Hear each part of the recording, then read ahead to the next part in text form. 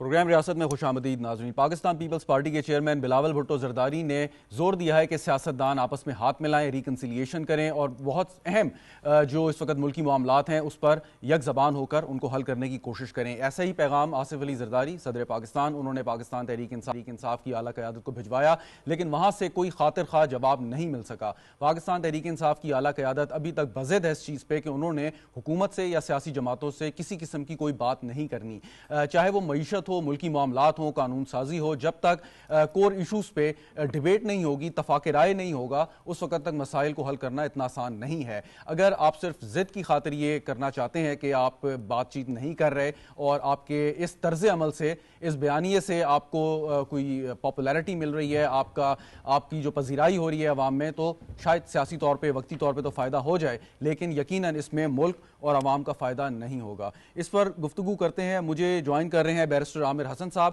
Pakistan Peoples party کے رہنما ہیں، بہت بہت شکریہ۔ جلیل جان صاحب جمعیت علماء اسلام کے ترجمان ہیں، ہمیں ویڈیو لنک پہ جوائن کر رہے ہیں۔ جلیل صاحب آپ کا بھی بہت بہت شکریہ۔ اسٹوڈیو میں میرے ساتھ موجود ہیں ہمایوں اقبال شامی صاحب، ماہر معاشیات ہیں، sir thank you very much. Zafar Ullah Khan صاحب تجزیہ کار ہیں، سابق ایگزیکٹو ڈائریکٹر بھی ہیں پپس کے، بہت بہت شکریہ سر آپ کا۔ کھیل داس کوہستانی صاحب پاکستان مسلم لیگ نواز کے ممبر ہیں، سر آپ کا بھی بہت بہت شکریہ۔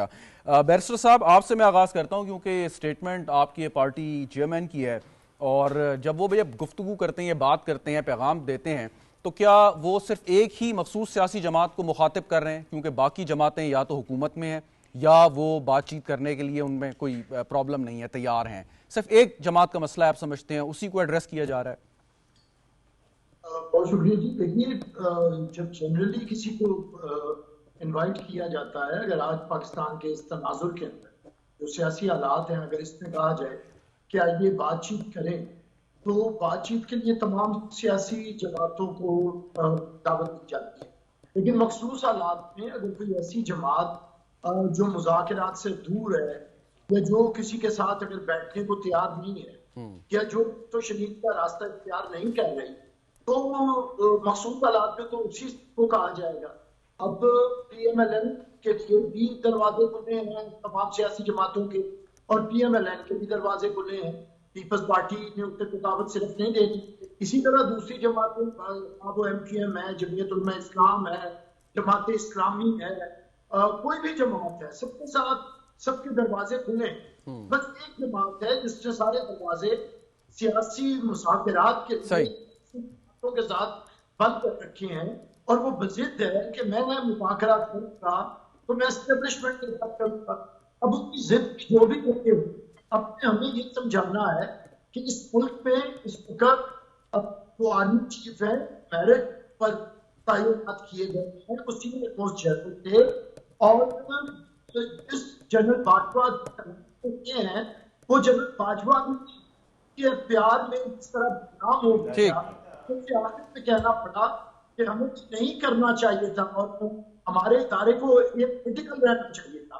اور دوسرا فیض حدید کے کندھوں بیٹھ کے تماشا کہنا چاہیے تھے۔ پوائنٹ ٹیکن بیرسٹر صاحب، یہیں سے آگے چلتا ہوں۔ جلیل صاحب آپ سے سوال ہے، آپ کو میری آواز آ رہی ہے؟ جلیل جان صاحب سے بھی رابطہ ہمارا نہیں ہے۔ کھیل داس کوہستانی صاحب، آپ پیپلز پارٹی کا یہ جو بیان ہے، آپ لوگ بھی بار بار کہتے ہیں کہ جی بات چیت ہونی چاہیے، اور اصولی طور پہ دیکھا گیا بات چیت میں پہل یا دعوت حکومت کی جانب سے جاتی ہے، آپ کی طرف سے کوئی باضابطہ دعوت گئی؟ اگر گئی تو کیا رسپانس آیا؟ دیکھیں، ہمارے 21 اکتوبر جب قائد محترم نواز شریف صاحب پاکستان آئے تھے، لاہور میں جو اس نے ایک بڑے اجتماع میں، تاریخی اجتماع تھا، اس میں خطاب کیا تھا، تو اس نے اس وقت بات کی تھی نواز شریف صاحب نے کہ تمام سیاسی جو بھی پاکستان کے اسٹیک ہولڈر ہیں سب مل بیٹھ کر سر جوڑیں گے، تب جا کے ہم ان حالات سے نکالیں گے۔ ان کو نظر آ رہا تھا یہ حالات۔ تو اس کے بعد آپ نے دیکھا جس طرح انہوں نے 9 مئی کیا ہے۔ اب دو راستے ہیں، ایک طرف یہ اسٹیبلشمنٹ کو ٹارگٹ کرتے ہیں، ان پہ 9 مئی بھی کیا، وہ جرم بھی اپنی جگہ موجود ہے، اس کی سزائیں بھی ابھی ہونا ہے۔ دوسری طرف ابھی تک وہ آپ نے دیکھا ٹیلی گراف میں جو آرٹیکل چھپا ہے، 2 آرٹیکل انہوں نے لکھے، جس طرح اسٹیبلشمنٹ اور اس کے سپہ سالار پہ، پاک فوج کے، اس پہ انہوں نے کھل کر تنقید کر رہے ہیں۔ دوسری طرف یہ کہتے ہیں کہ ہماری بات چیت بھی ہم اسٹیبلشمنٹ سے کریں گے۔ सियासतदान हमेशा डायलॉग पे तरजीह देता है, सियासत नाम ही डायलॉग का है। पार्लियामेंट का फ्लोर मौजूद है, पार्लियामेंट में इनके नुमाइंदे मौजूद है, वहाँ पे रोज़ाना की बुनियाद पे जो उनका अपोजिशन का ड्यू, अपोजिशन लीडर की कुर्सी हो, पब्लिक अकाउंट कमेटी की कुर्सी हो, उसके लिए तो वो बातचीत करते हैं, मगर अवाम के मसाइल, माशी मसाइल या मुल्क के और मसाइल पे बातचीत नहीं ये करते हैं। बातचीत का दरवाज़ा सियासी इन्होंने खुद बंद किया है। इन्होंने जो रास्ता जिसका इंतखाब इनके बानी ने किया है, तो मैं समझता हूँ वो रास्ता बंद गली में लेके जाता है। वो ना पाकिस्तान को फ़ायदा देगा ना इनको देगा। और सियासतदान बात हम अभी मैं पार्लियामेंट से आ रहा हूँ, वहाँ पे जब इनके अपोजिशन। अच्छा, लेकिन एक सवाल पे बैरिस्टर साहब, ज़फरुल्लाह खान साहब आपकी जानिब एक बात कंप्लीट। मैं अभी पार्लियामेंट से डायरेक्ट आ रहा हूँ। नेशनल असेंबली के अपोजिशन लीडर को हमने 2 घंटे से ज़्यादा सुना है। उसकी तमाम तनकीद, उसने जितना इदारों पे बात की है, जिस तरह हमारे सियासी कायदीन पे तनकीद की, हमने सुनी, बड़े दिल से सुनी। यही पार्लियामेंट होती है, पार्लियामेंट में सुनना है। मगर जब हमारे लीडर ने, ख्वाजा आसिफ साहब ने अभी बात की, जिस तरह उन्होंने शोर मचाया, जिस तरह उसने अभी शुरू किया था, हिस्ट्री को शुरू किया था, अयूब से शुरू किया, तो जो शोर, लड़ाई, गाली गलोच की, इवन मुझे भी गालियां दी गई और वहाँ पे अभी मुझसे माफ़ी मांगी। मैं अभी जस्ट आपको लेट बोलता। तो ये पार्लियामेंट को ना चलने देना, अगर ये इस तरह करेंगे तो मैं समझता हूँ ना ये चाहते हैं। ये एक टोला है इंतशारी, ये फसादी टोला है जो 2014 से शुरू हुआ है और आज तक। तो इस माहौल में मुझे नहीं, मैं एक सियासी वर्कर अपनी ज़ाती राय दे रहा हूँ कि कोई बातचीत का रास्ता खुल सकता है। ज़फरुल्लाह खान साहब, कोई ये नई बात नहीं, आपको याद होगा 2002 की जब असम्बली है, सो तकरीबन 1 साल एहतजाज होता रहा जब तक कुछ कानूनी आईनी मामला तय नहीं हो गए उस वक्त जनरल परवेज मुशर्रफ के साथ। तो अभी भी अगर कुछ है, कोई मसला है, कोई शोर शराबा है तो it's part of the game. कोई इतनी मतलब खतरनाक बात नहीं है। इसमें शहजाद साहब आप उसका मुआजना इससे नहीं कर सकते। उस वक्त एक प्रेस कॉन्फ्रेंस में बैठ के आइन में तरामीम कर दी गई थी, जिसे हम LFO कहते हैं, और लीगल फ्रेमवर्क ऑर्डर। जी। और जो एहतजाज था कि ऐसा नहीं किया जा सकता, तो जब तक 17वीं तरमीम पे, आईनी तरमीम पे इत्तफाक राय नहीं हुआ, तो अपोजिशन ने एहतजाज किया। वो किसी की ज़ात के लिए नहीं था, वो आइन की हुर्मत के लिए था। आज का जो आपने फ्रेमिंग में बात की कि डायलॉग, आवाज में शोर है बहुत ज्यादा। जी आप जारी रखिए। डायलॉग की बात की बिलावल भुट्टो साहब ने, और उसको सियासतदानों को सुनना चाहिए। देखें, हमारे मुल्क में जितने बड़े मसाइल हल हुए हैं, वो भले 73 के आइन की तश्कील हो, वो 18वीं तरमीम हो, वो चार्टर ऑफ डेमोक्रेसी की सूरत में मुज़ाकरात या एक मुआहदे की सूरत में, या कॉन्स्टिट्यूशनल एकॉर्ड की सूरत में हुआ, ये हमारे समाज का एक अंदाज है। अब बदकिस्मती ये है कि हमने सियासत को ज़ाती दुश्मनी की दहलीज तक पहुंचा दिया। और अगर मुकालमा और तकारीर भले दोनों तरफ से, हुकूमत की तरफ से भी और अपोजिशन की तरफ से भी, एक दूसरे को माजी के ताने देने पे होगी, तो हम आगे नहीं बढ़ सकेंगे। अच्छा, डायलॉग की बात गालिबन बिलावल साहब ने आगे बढ़ने के लिए दी है कि तमाम सियासी कुव्वतें बात करें और सियासी कुव्वतें रास्ता निकालें। अच्छा, एक तरफ आप अपना तर्ज हुकूमत जमहूरियत बताते हैं, आप जमहूरियत की बालादस्ती के लिए अवाम की ताकत की बात करते हैं, फिर आप कहते हैं कि जी हम सियासी जमातों से या मुंतखब हुकूमत से गुफ्तगू नहीं करेंगे। जब तक आप उस हुकूमत के मैंडेट को तस्लीम नहीं करते, आप कैसे आगे बढ़ेंगे? आप कहते हैं जी हमने एस्टैब्लिशमेंट से डायलॉग करने हैं। किस कानून में, आइन में गुंजाइश इस चीज़? देखें, ये इनकी लर्निंग कर्व ठीक होगी। पाकिस्तान सिंगल पार्टी कंट्री नहीं है। जब उनकी हुकूमत थी तो कितनी चीज़ों पे अपोजिशन के साथ उनकी बातचीत भी हुई, सब कुछ हुआ। अमली तौर पे वो भी पार्लिमानी, मसलन पार्लियामेंट की सोशियोलॉजी को समझें। पार्लियामेंट में उसका डिज़ाइन ही ऐसा है कि एक हुकूमत की बेंचेस होंगे, एक अपोजिशन के होंगे, नुक्ता नज़र पेश करेंगे और फिर वो इत्तफाक राय से भी या कसरत राय से भी किसी फैसले पे पहुंच जाएंगे। तो ये इस वक्त बल्कि बात तो आगे बढ़नी चाहिए थी कि जो मुईशत की सूरत हाल है उस पे डायलॉग हो। फिर इदारों के दरमियान भी अगर आपको है तो आपको याद होगा कि एक तजवीज़ आई थी कि इंटर इंस्टीट्यूशनल डायलॉग भी होना चाहिए। डायलॉग का अमल ना इस प्रोसेस के अंदर लुब्रिकेंट, कैटलिस्ट की हैसियत रखता है। अगर हम आगे बढ़ना चाहते हैं, اگر ہم نہیں بڑھنا چاہتے تو یہ تماشا لگا رہے گا. بالکل. شامی صاحب ابھی اکانومی کی بات کی ظفر اللہ خان صاحب نے, کم از کم اس پہ, اور کچھ بنیادی چیزیں ہیں, مطلب پرائیویٹائزیشن ہونی ہے, اس پہ سیاسی جماعتوں کی مختلف رائے ہے, آئی ایم ایف کے پاس جانا ہے, ٹیکس کے حصول کو کس طریقے سے ہم نے بہتر کرنا ہے. تو یہ معاملات کم از کم اس منیمم کامن ایجنڈا پہ آپ کی سمجھے چلیں سیاسی چیزوں پہ اتفاق رائے نہ ہو, لیکن معاشی چیزیں تو ایسی ہیں جس کا کسی سیاسی جماعت سے کوئی تعلق نہیں ہے, تو سب کی مشترکہ ہیں. بدقسمتی سے ایسا ہو رہا ہے کہ اب یہ ساری چیزیں سیاست زدہ ہو چکی ہیں. اگر آپ اوور آل دیکھیں جو ہمارے یہاں نیشنل ڈیبیٹ ہوتی ہے, جو میڈیا میں بھی ہوتی ہے, جو پارلیمنٹ میں بھی ہوتی ہے, وہ زیادہ تر نان ایشوز کے اوپر یا زیادہ تر پرسنل بیشنگ کے اوپر ہوتی ہے, پولیٹیکل سکورنگ ہوتی ہے.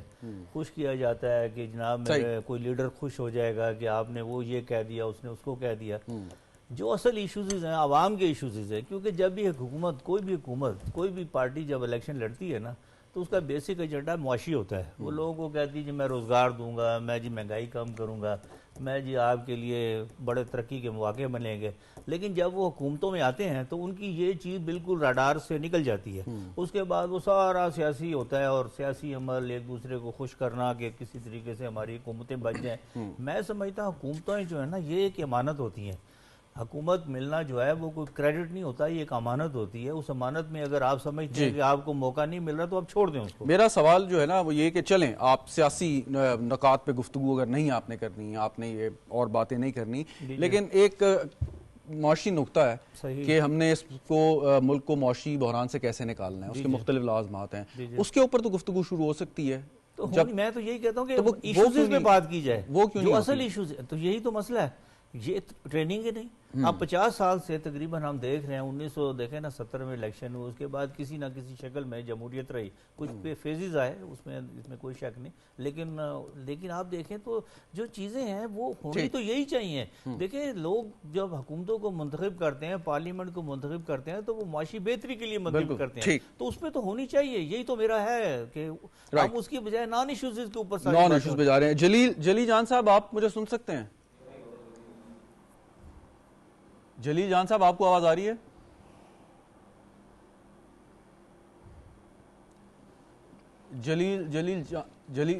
جلیل جان صاحب آپ کو میری آواز آ رہی ہے؟ جب آواز ہی نہیں پہنچے گی تو مکالمہ کیسے ہوگا؟ جلیل جان صاحب کے ساتھ کوئی آڈیو کا مسئلہ ہے, ان سے دوبارہ ہم رابطہ کرتے ہیں. بیرسٹر عامر حسن صاحب, اب جیسے میں نے شامی صاحب سے سوال کیا کہ آپ نے اچھا ایک ریکنسیلیشن کی بات کی ہے, ڈائیلاگ کی بات کی ہے, کچھ اگر پیچیدہ سیاسی مسائل ہیں ان کو فی الحال تھوڑا سا بیک برنر پہ رکھا جا سکتا ہے, اور ایسے کامن چیزیں ہیں, معیشت ہے مثال کے طور پہ, پرائیویٹائزیشن کا عمل ہے جس پہ سیاسی جماعتوں کی مختلف رائے ہو سکتی, اس پہ تو لو ہینگنگ فروٹ جنہیں ہم کہتے ہیں بات چیت شروع کر کے مثلا ایک آغاز تو کیا جا سکتا ہے نا, کہ ایک کمفرٹ زون میں آپ لے کے آ سکتے ہیں یا نہیں؟ دیکھیے مذاکرات پیچیدہ مسائل کے اوپر ہی ہوتے ہیں. جہاں پہ مسائل اگر پیچیدہ نہ ہو تو وہاں پہ مذاکرات کی کیا ضرورت ہے. اور دوسری بات ہے کہ پولیٹیکل پارٹیز مذاکرات نہیں کرتی, سیاسی قوتیں گفتگو شنید کے اوپر یقین نہیں رکھتی, کیونکہ وہ سیاست کے علاوہ کوئی بھی کام نہیں کرتے, کیونکہ سیاست تو ہی گفتگو شنید کا ہے اور مذاکرات کے ذریعے مسائل کے حل کرنا ہے. یہ کچھ ممالک کے درمیان ایسا ہوتا ہے کہ آپ کو جو پیچیدہ مسائل ہیں ان میں پسند کچھ ڈالنا پڑتا ہے. سیاسی جماعتوں کے درمیان کوئی مسائل پیچیدہ نہیں ہوتے. آپ کا یہ مخالفت ہوتی ہے سیاسی, آپ کا مشترکہ نقطہ ہوتا ہے کہ ملک اور عوام کی ترقی اور استحکام کے لیے آئین اور قانون کے تحت آپ نے کام کرنا ہے. اس میں آپ کے راستے مختلف ہو سکتے ہیں, لیکن جب تو عوام کا آ جائے الیکشن آ جائے پھر جو بھی حکومت ہے اس کا کرنا پڑتا ہے, اس کے ساتھ چلنا پڑتا ہے. اگر یہ پیچھے آئی معروف سنی آپ کا مسئلہ ہے, اگر یہ سمجھتے ہیں کہ اگر مینڈیٹ ملا تو ہم کیونکہ بڑی پارٹی کے ہمارے بغیر کوئی کام نہیں کرتی, ہم نے یہ کہا کہ آئیے اور حکومت کا انہوں نے بنایا. اچھا اگر یہ حکومتی کی مرضی سے بھائی گئی تو فیڈرل کی مرضی سے بڑی ہوگی کہ کیا جائے. تو میں سمجھتا ہوں اب آج کی آپ کو جب خلاف ہم نے بطور صدر बैरिस्टर साहब माजरत आपकी बात काट रहा हूँ, कुछ आवाज का भी मसला बीच में आ रहा है, दोबारा आपसे राब्ता करते हैं ताकि आवाज का थोड़ा सा मसला ना हो। खेलदास कोहिस्तानी साहब, अब वो कहते हैं कि जी हमने सियासतदानों से बात नहीं करनी, वो समझते हैं कि किसी और से बात करेंगे तो शायद उनकी बात सुन ली जाएगी, और इस वक्त जो एक हालात चल रहे हैं वो भी शायद उसी तरफ इशारा कर रहे हैं। ख्वाजा आसिफ साहब ने जो बात की वो भी यही कह रहे थे कि आप अगर किसी और से बात करना चाहते हैं तो उसका क्या फ़ायदा होगा।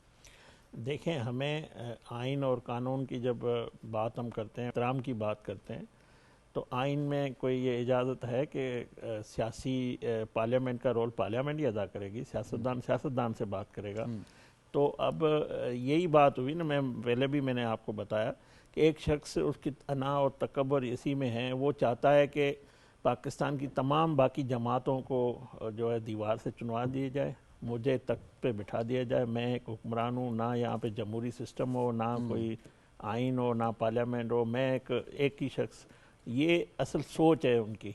और वो जब अपोजिशन 2014 में भी उन्होंने ये किया और पार्लियामेंट से इस्तीफा दिया, जब हुकूमत में आया तब भी अपोजिशन से, हुकूमत में होता है तो अपोजिशन में बात नहीं करता है, अपोजिशन में होता है तो हुकूमत से बात नहीं करता है।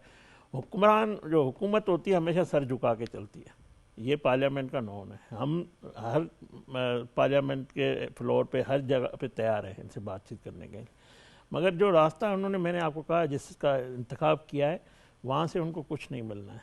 और अगर ज़िंदगी में कोई मुड़ के वो आएंगे तो बातचीत होगी, तस्लीम करना पड़ेगा हुकूमत को, सियासी जमातों को, मैंडेट को।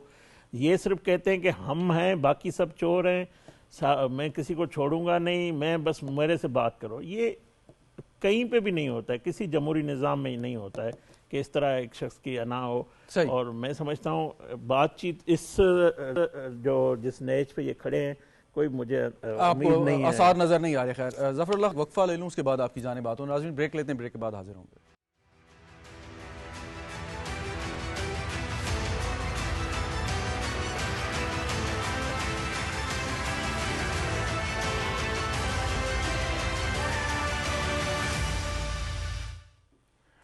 प्रोग्राम में एक बार फिर खुशामदीद नाज़रीन, हमारे साथ मौजूद हैं मायूं इकबाल शामी साहब, ज़फ़रुल्लाह खान साहब, जलील जान साहब, बैरिस्टर आमिर हसन साहब और खेलदास कोहिस्तानी साहब। गुफ्तगू हो रही है बिलावल भुट्टो ज़रदारी साहब के उस बयान की जिसमें उन्होंने सियासी मफामत की बात की और सियासी जमातों के माबैन जो बहुत अहम एक इशू है कि डायलॉग को शुरू करना है मुख्तलिफ कंटेंशियस पोलिटिकल और इकनॉमिक इशूज़ पे, वो शुरू होने चाहिए बजाय इसके कि हम इस वक्त जो है वो दस्तो गिरेबान सियासतदान हमें नजर आए। ज़फ़रुल्लाह खान साहब, सवाल ये कि जब डायलॉग शुरू होना होता है तो उसमें किसी न किसी को पहल करनी है। बहुत सारे इसके ऑफिसर्स हैं जो कर सकते हैं। आपको याद होगा कि जब माजी में स्पीकर साहब भी लीड ले लिया करते थे, एक कमेटी बन जाती थी, हुकूमती वफद जो है वो अपोजिशन के पास जाता था। इस दफ़ा गुफ्तगू तो है, हर एक कह रहा है जी आए डायलॉग करते हैं, मतलब दीगर सियासी जमात है, प्रैक्टिकल स्टेप जो है वो नहीं उठाया गया, वो उसकी क्या वजह? मैं ज़ाती तौर पर समझता हूँ कि आज जो सेशन की लाइव प्रोसीडिंग्स देख रहे थे, स्पीकर हाउस का स्पीकर हो जी, और उन्होंने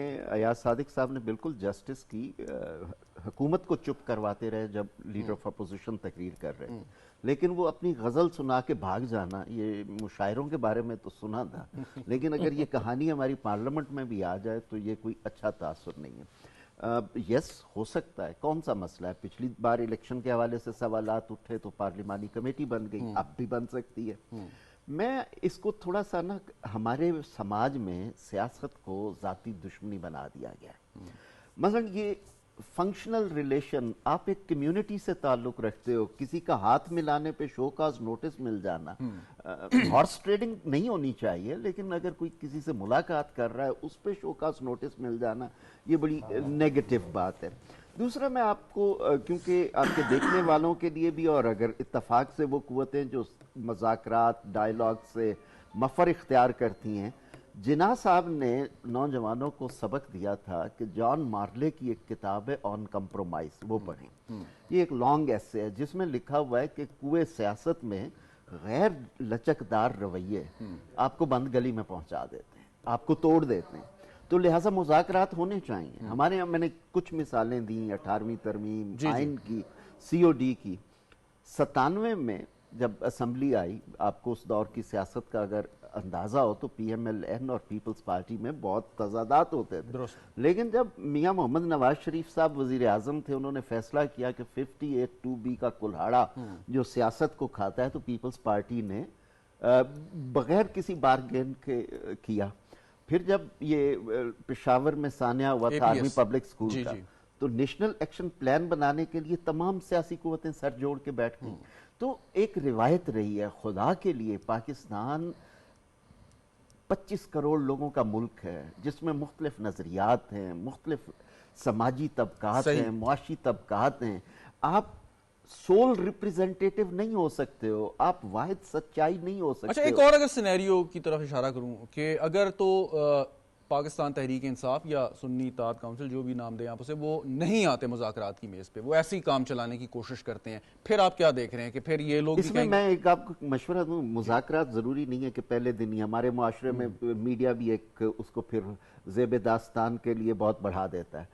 اگر آپ سنجیدہ ہیں مذاکرات میں, تو دونوں طرف سے پیپلز پارٹی کے رہنما نے بات کی ہے, میں بھی انہیں سیکنڈ ٹیئر لیڈرشپ کو انگیج کرنا چاہیے. پھر پی ٹی آئی یا سنی اتحاد کونسل کی سیکنڈ ٹیئر لیڈرشپ کو انگیج. وہ تو آج بھی بات ہوئی, خواجہ آصف صاحب فرما رہے تھے کہ شیر افضل مرحت صاحب آئے, میں وہی کہہ رہا ہوں نا, فنکشنل ریلیشنز ہوں, اور ضروری نہیں ہے کہ پھر اس کا اظہار بھی ہو.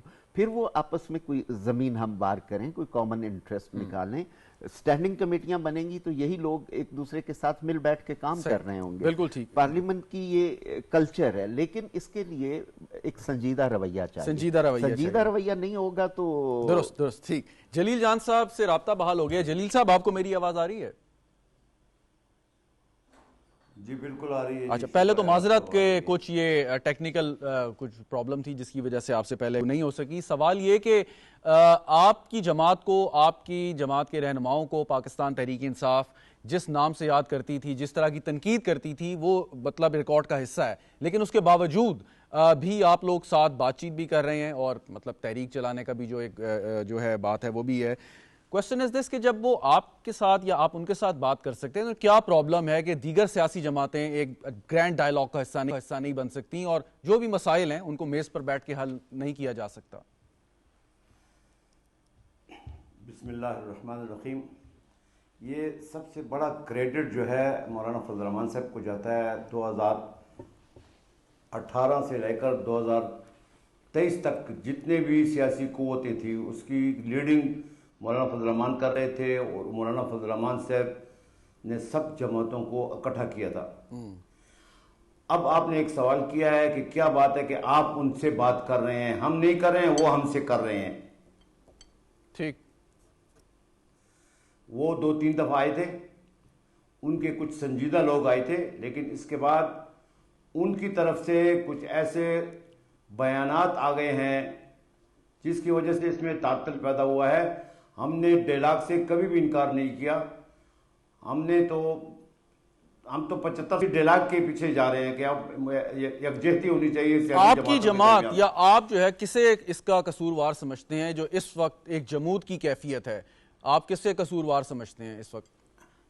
دیکھیں, حقیقت اگر بیان کی جائے نا, تو میری سیاست میں 60 سال ہو گئے ہیں, اور میں نے پیپل پارٹی اور جے یو آئی کے درمیان بھی ڈائلاگ دیکھا ہے, ذوالفقار علی بھٹو اور مولانا مفتی محمود کے درمیان, خان عبدالولی خان کے درمیان, مولانا مفتی محمود کے درمیان بھی ڈائلاگ دیکھا ہے. میں نے پیپل پارٹی اور جے یو آئی کے درمیان بھی ڈائلاگ دیکھا ہے. میں نے پیپل پارٹی اور مسلم لیگ کے درمیان بھی ڈائلاگ دیکھا ہے. لیکن 2013 سے ہماری سیاست میں جو عنصر داخل ہوا ہے, ان کا ایک ہی موٹو تھا کہ سیاستدان کو بے عزت کرو, جماعت کو بے عزت کرو, سیاستدانوں کو بے عزت کرو. تو انہوں نے وہ سلسلہ شروع کیا. اس وجہ سے ایک ڈائلاگ پیدا ہو گیا, ایک دوسرے کی بے عزتی کرنا, ہتک کرنا, سیاسی جماعتوں کو سے بات نہ کرنا, حتیٰ کہ ایوان کے اندر ہاتھ بھی نہ ملانا. تو یہ چیزیں ایسی نکل رہی کہ آج کل ہماری نوجوان نسل بھی اسی راستے پہ چلی ہوئی ہے. اب بھی ہم سمجھتے ہیں, اس وقت بھی ہم سمجھتے ہیں کہ اگر ایک آدمی, ایک جماعت, ایک شخصیت, ایک لیڈر اپنے پچھلی کوتاہیوں سے, اگر پچھلی غلطیوں سے مبرہ ہونے کی کوشش کرتا ہے, اور یہ کہتا ہے کہ ہم سے غلطیاں ہو گئی ہیں، تو آئیں مل کر آگے چلیں، پھر سب جماعتوں کو مل کر آگے چلنا چاہیے. دیکھو ملک ایک نازک صورتحال سے گزر رہا ہے. ٹھیک میں آپ کی جانب واپس آتا ہوں جلیل جان صاحب. جی آپ نے درست بیٹھتی ہیں تو ہمیں اناپ پرستی کو، ذاتیات کو چھوڑنا ہوگا، اسی کے بعد ہم آگے بڑھ سکتے ہیں. شامی صاحب، اب جو آپ کے عالمی مالیاتی ادارے ہیں وہ بھی اس چیز پہ زور دیتے ہیں کہ جی ہم آپس میں یہ سیاسی بات چیت کریں، استحکام پیدا کریں کور ایشوز پہ، تاکہ جو آپ کی معاشی پالیسی ہیں ان کا تسلسل جاری رہے. پھر میں اگین دوبارہ آپ سے وہی سوال کروں گا کہ باقی معاملات اپنی جگہ، اس منیمم کامن ایجنڈا پر اکٹھے ہونے کی کتنی ضرورت ہے اور کتنی ہوپ ہے کہ یہ ہو جائے گا؟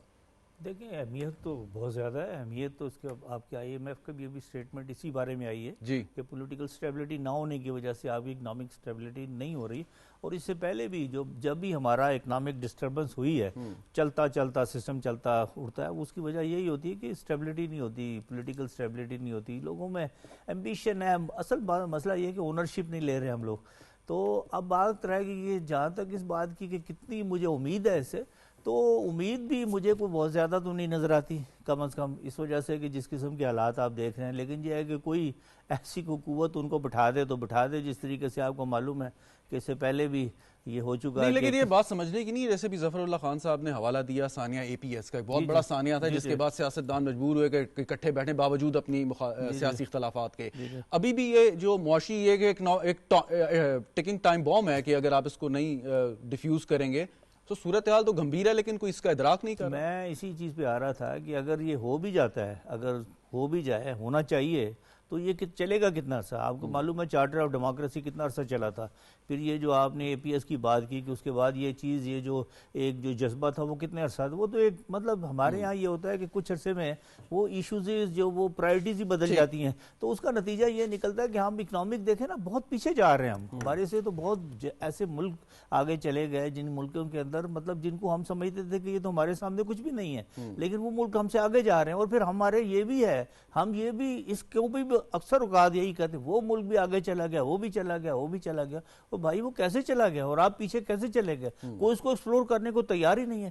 تو میں نے تو آپ سے یہ عرض کی نا کہ یہی تو مسئلہ ہے ہمارے یہاں، سارا مسئلہ یہ اونرشپ کا ہے. اونرشپ لینی پڑے گی اگر آپ نے آگے جانا ہے. آئی ایم ایف تو دیکھیں نا، آئی ایم ایف نے یہ بات کی، میں تو ویسے آئی ایم ایف کا کبھی بھی قائل نہیں رہا، لیکن مجبوری ہے ہماری، اب ہم آ چکے ہیں، 24واں پروگرام چل رہا ہے. اب یہ بھی ہماری یہ دیکھیں نا، یہ ہماری سیاسی عدم استحکام ہے جس کی وجہ سے ہم 24ویں پروگرام میں جا رہے ہیں. دنیا میں میرا خیال ہے شاید ہمارا ریکارڈ نمبر ہے یہ، شاید اتنا کوئی ملک نہیں گیا ہوگا.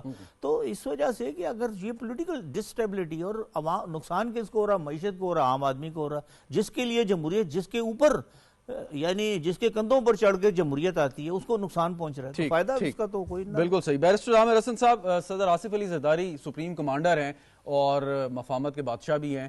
تو ایک طرف بیانات کی بات اپنی جگہ کہ آپ کسی سیمینار میں، کسی جلسے میں ادروائز آپ یہ بات کرتے ہیں کہ جی ڈائلاگ ہونا چاہیے، یہ ہم انوائٹ کرتے ہیں، لیکن آپ نہیں سمجھتے کہ اب یہ وقت ہے کہ باضابطہ طور پر کوئی فارمل ریکویسٹ جانی چاہیے، کوئی نمائندہ جانا چاہیے اور لائے عمل طے کرنا چاہیے کہ اگر مذاکرات کرنے بھی ہیں سو کیسے کرنے ہیں، کس نوعیت کے ہوں گے، کن ایشوز پہ ہوں گے؟ فارملی یہ چیز اب آگے بڑھ نہیں جانی چاہیے؟ It's been too late. Shahzad صاحب، پریزیڈنٹ کے لیے آپ کی آواز میں جو واپس آتی ہے شاید اسی سے آواز خراب ہوتی ہے. اسے آپ کی آواز اب ٹھیک آ رہی ہے، آپ جاری رکھیے. جی اچھا، دیکھیے اگر پریزیڈنٹ آف پاکستان نے کسی کو مذاکرات کی دعوت دینی ہے یا بیٹھنے کی بات کرنی ہے تو پارلیمنٹ سے بڑا فورم تو نہیں ہو سکتا. جوائنٹ سیشن کے اندر انہوں نے یہ دعوت دی ہے. اس سے فارمل مجھے بتائیے کوئی دعوت کا طریقہ کیا ہوتا ہے؟ اس سے آگے بڑھتے ہیں. چیئرمین بلاول بھٹو نے جو ذکر کیا ہے، جو وہ سپیچ جس پہ ہم آج کی گفتگو کر رہے ہیں، یہ سیمینار ہم نے لاہور میں یہاں پہ آرگنائز کیا تھا جس میں وہ چیف گیسٹ تھے.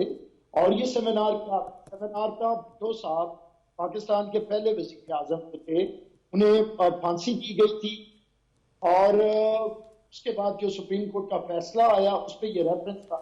اب دیکھیے کہ پاکستان پیپلز پارٹی کس جگہ سے یہ پیغام دے رہی ہے. ایک تو بھی آپ کے جلیل جان صاحب نے بتایا کہ بھٹو صاحب وزیر اعظم تھے، آئین بنانا تھا. مفتی محمود صاحب ہوں، عبداللہ مودودی صاحب ہوں، ولی خان صاحب ہوں، سب کے ساتھ مذاکرات کیے، بیٹھے اور پاکستان کا متفقہ آئین دیا. اس کے بعد بھٹو صاحب کو پھانسی دے دی گئی.